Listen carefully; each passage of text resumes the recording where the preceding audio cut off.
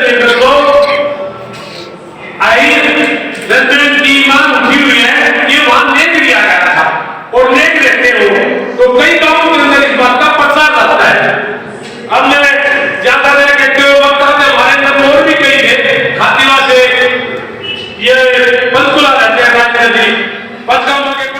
आज हमारा जो संयुक्त अहिर रेजिमेंट मोर्चा जो बना है, हमारी एक वर्षों पुरानी मांग है यादवों की, सेना में अहिर रेजिमेंट का गठन। इसी मांग को लेकर पूरे इलाके की सरदारी ने और संयुक्त अहिर रेजिमेंट मोर्चा ने 4 फरवरी से लगातार खेड़ के दोला गुरुग्राम में धरना स्टार्ट किया हुआ है इस मांग को लेकर, और यह अनिश्चितकालीन धरना है और जब तक ये हमारी मांग पूरी नहीं हो जाती ये धरना जब तक जारी रहेगा।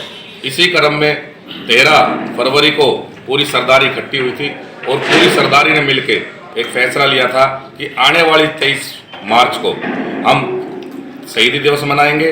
और इस दिन 3 हमने प्रमुख निर्णय लिए थे। सबसे पहले कि हर गांव से 1 कटोरी चून और 1 रुपया का। दूसरा, 23 मार्च को जो भी हमारे यादवों की सरदारी के गांव हैं, हर घर पर पीला झंडा लगेगा ताकि हमारा उसमें शहीदों का सम्मान भी हो और हमारी इस मांग को पूरे प्रबलता से उठाया जाए। तीसरा, 23 मार्च को पूरे इलाके से, पूरे देश से लोग वहाँ खेड़ के दोला गुरुग्राम में इकट्ठे होंगे और उस दिन हम कोई ठोस निर्णय लेंगे, चाहे हमें टोल फ्री करना पड़े, चाहे हमें पैदल मार्च करना पड़े। हम एक बहुत ज़्यादा ठोस निर्णय 23 मार्च को लेने जा रहे हैं। उसी क्रम में आज हमने बाहर जाना स्टार्ट किया और पहली मीटिंग आज हमारी झज्जर जिले में हुई है। इनसे सभी से यही आह्वान करने आए हैं जो हमने 3 घोषणाएं जो वहाँ अपने खेड़ के दोला धर्मस्थल पे की थी, उन और पूरी झज्जर जिले के सभी मैं सम्मानित सरदारी को धन्यवाद करता हूँ कि इन्होंने इन तीनों मांगों को समर्थन किया है। उस 23 मार्च को ज़्यादा से ज़्यादा संख्या में झज्जर जिले से खेड़ के दोला गुरुग्राम पहुँचेंगे। इसलिए आपकी एजिटेशन को कितने स्टेट का समर्थन मिला है आपको? हमारे इस एजिटेशन को लगभग सभी स्टेटों से समर्थन मिल रहा है। हमारा राजस्थान प्रदेश से हमारे बीच में आ चुके हैं लोग, हमारे अपने तमिलनाडु से भी लोग आ चुके हैं, हमारे गुजरात से लोग आ चुके हैं, हमारे मध्य प्रदेश से भी लोग आ चुके हैं, हमारे यूपी से भी आ चुके हैं, हमारे बिहार से भी लोग आ चुके हैं और हमारे इधर ये पंजाब से भी लोग आ चुके हैं। तो धीरे धीरे करके पूरे देश में ये मुहिम है, क्योंकि देशव्यापी आंदोलन हम बढ़ा रहे हैं इसको, क्योंकि ये जो मांग है ये किसी व्यक्ति की, किसी जिले के, किसी प्रदेश की मांग नहीं है। ये पूरे 26 करोड़ यादवों की मांग है, उनके मान सम्मान और स्वाभिमान की मांग है और निश्चित रूप से 26 करोड़ का 26 करोड़ यादव इस मांग के साथ खड़ा है। आपके समुदाय के नेता जो हैं वो सत्ता पक्ष में भी और विपक्ष में भी हैं। सत्ता पक्ष में आज अहम पदों पर बैठे हुए हैं, लेकिन क्या बात, इसका क्या कारण है कि खुल करके इस मामले में आपके साथ नहीं आ पा रही? देखो, जो ये हमारी मांग है, इस मांग को लेकर हमने प्रधानमंत्री, राष्ट्रपति, हमारे जो केंद्र में कैबिनेट मिनिस्टर भूपेंद्र यादव जी, हमारे जो दूसरे सेंट्रल मिनिस्टर राव इंद्रजीत जी, हरियाणा के मुख्यमंत्री और देश के रक्षा मंत्री, सभी को हमने बाकायदा नोटिस दे दिया है। जब ये मांग है हमारी, ये जो मांग को लेकर राव इंद्रजीत जी ने तो हालांकि लेटर भी लिखे थे और एक बार हमने जब धरना प्रदर्शन दिल्ली में जंतर मंतर किया था तो हमारा ज्ञापन लेने भी आए थे। यहाँ पटोदा रैली करी थी, उसमें भी उन्होंने ये मांग उठाई थी, लेकिन संसद में इन्होंने तो नहीं उठाई है, लेकिन और सांसदों ने, हमारी पहले अरविंद शर्मा ने, डॉक्टर अनिल शर्मा, चौधरी धर्मवीर में जो उन्होंने भी अहिर की मांग उठाई। अभी लेटेस्ट तीन यादव की पार्टियों ने, अभी समाजवादी पार्टी से हमारे सुखराम यादव जी, उन्होंने मांग उठाई है और आरजेडी से मनोज झा जी है, उन्होंने मांग उठाई है और श्याम सिंह यादव जो बीएसपी से हैं उन्होंने मांग उठाई है। अभी रोज ये मांग उठी है और हरियाणा विधानसभा में भी डॉक्टर कुलदीप वत्स है, चिरंजीव राव है, लक्ष्मण यादव है, उन्होंने भी करी है। और इसी क्रम में हमारी 12 फरवरी को सीएम माननीय मुख्यमंत्री मनोहर लाल जी से भी हमारी प्रतिनिधिमंडल मिला था, उन्होंने बुलाया था, तो उन्होंने भी आश्वासन दिया कि हम इसकी पैरवी करेंगे। ये मांग उठाई है, संसद में भी मांग उठाई है, लेकिन ऐसा क्या कोई ऐसा आश्वासन मिला है कि आप किस प्लेटफॉर्म पर सब इकट्ठे होंगे, आपकी इसकी मांग का समर्थन करेंगे प्लेटफॉर्म पर आकर के? देखो, अभी तो ऐसा कोई आश्वासन नहीं मिला, लेकिन हमें उम्मीद है, हमने अभी सभी अपने नेताओं को बिल्कुल उस धरने के मंच के माध्यम से बोल दिया कि 23 मार्च तक सब अपना समर्थन यहाँ के दे और जो हमारी आवाज़ उठाएगा, जो हमारे समाज की आवाज़ उठाएगा, हमारे समाज का वही नेता रहेगा। और यदि उन्होंने हमें समर्थन नहीं दिया तो समाज शायद इस बार सब मिलकर ऐसे नेताओं का बहिष्कार करने का भी काम करेगी। कोई अगर ये मांग आपकी पूरी नहीं होती तो लास्ट आपका सरकार को अल्टीमेटम क्या है?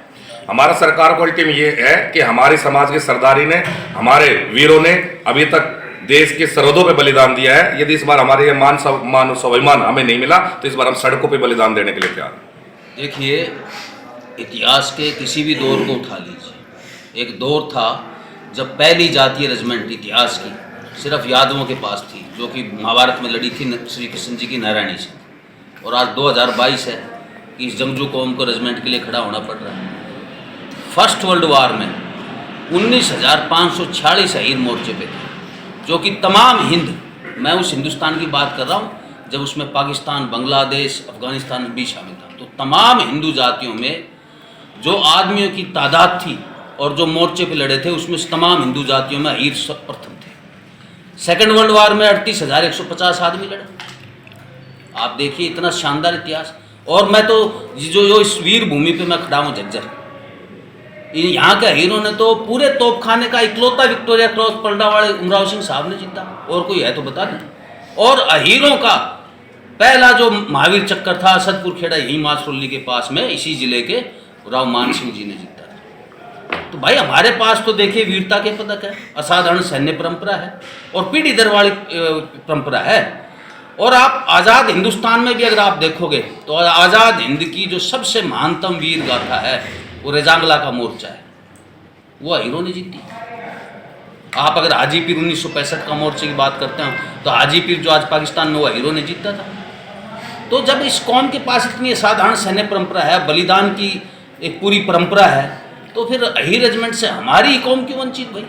अगर पैमाना ये है, काबिलियत है, तो काबिलियत में तो हम किसी से कम है ही नहीं। और फिर ये कोई नई रवायत तो है नहीं। जब देश में क्षेत्र के आधार पे, धर्म के आधार पर, जाति के आधार पे पलटने मौजूद हैं, तो फिर अहीर रेजिमेंट से कौन सा जुर्म हो जाएगा? और आप अगर ये कहें कि भाई अंग्रेजों की बनाई गई रवायत अब भी चालू रहेगी, तो फिर भाई देशभक्त कौम के साथ में अन्याय क्यों? अगर हम देश हित में खड़े थे तो क्या ये हमारा गुनाह था? अब उस देश हित में खड़े होने की सजा आज तक 2022 तक क्यों चालू है भाई? फिरंगी तो चला गया है यहाँ से, अब लोकतंत्र का राज है। तो फिर जो है हमारे असाधारण सैन्य परंपराओं को ध्यान में रखते हुए, हमारे बलिदानों को ध्यान में रखते हुए और हमारी राष्ट्रभक्ति को ध्यान में रखते हुए, अब जो है भारतीय फौज को हमारा जो है एक ध्यान रखते हुए सम्मान के लिए, स्वाभिमान के लिए, पहचान के लिए कंधे पे नाम अहीर लिख देना चाहिए। कांग्रेस के कुछ नेता भी आज के दिन आपकी अहीर रेजिमेंट का समर्थन कर रहे हैं, लेकिन आपने कैप्टन उमराव सिंह की बात की, विक्टोरिया क्रॉस की, उस समय शायद तत्कालीन मुख्यमंत्री भूपेंद्र हुड्डा भी वहाँ पर आए थे। तो सेंटर में भी सरकार उस समय कांग्रेस की थी और हरियाणा में भी कांग्रेस की सरकार थी। तो उस समय इससे बड़ा अच्छा मौका कोई हो नहीं सकता। उस समय कोई ऐसा किसी प्रकार की घोषणा क्यों नहीं हो पाई?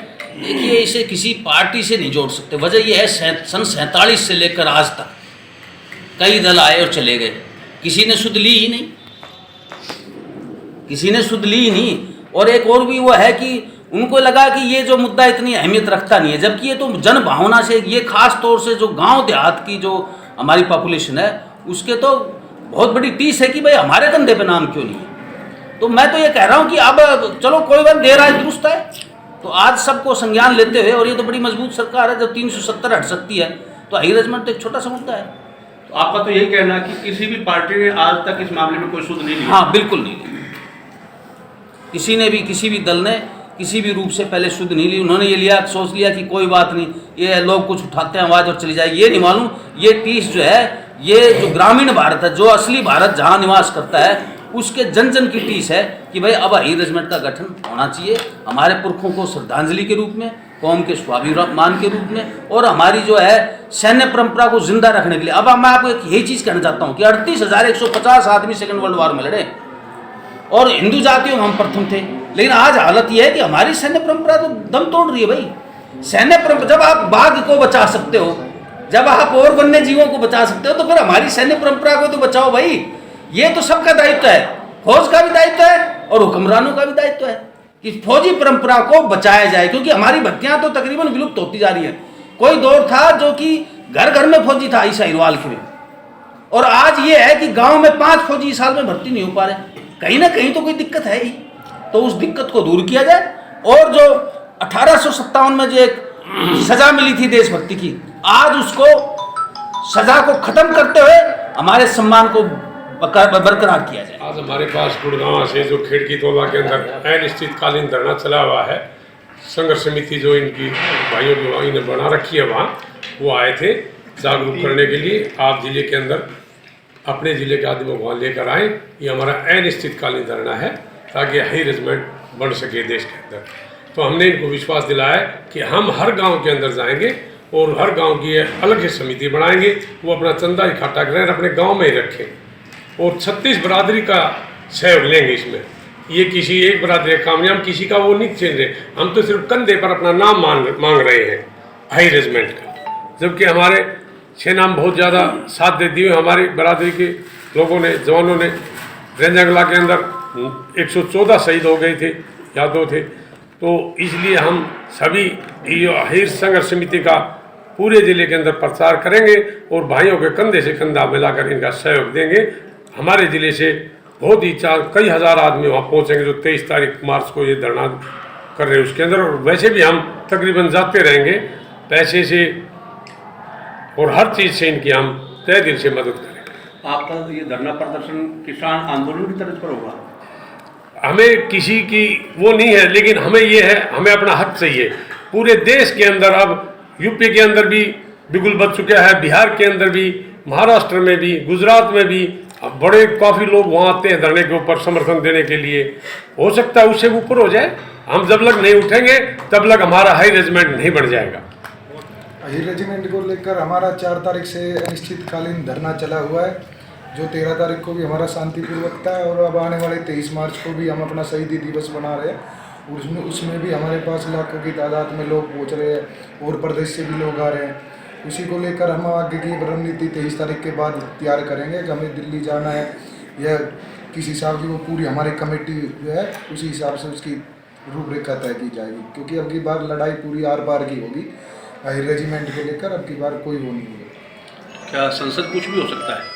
हाँ जी, अगर जरूरत पड़ी तो संसद भी कूच करेंगे, दिल्ली को भी रोकेंगे, सड़क को भी रोकेंगे, जो करना पड़ेगा वो करेंगे मान सम्मान के लिए। अब की बार कोई पीछे हटने वाली बात नहीं, अब की बार पूरा प्रॉपर तरीके से हक लेके ही उठेंगे, कंधे पर नाम लेकर।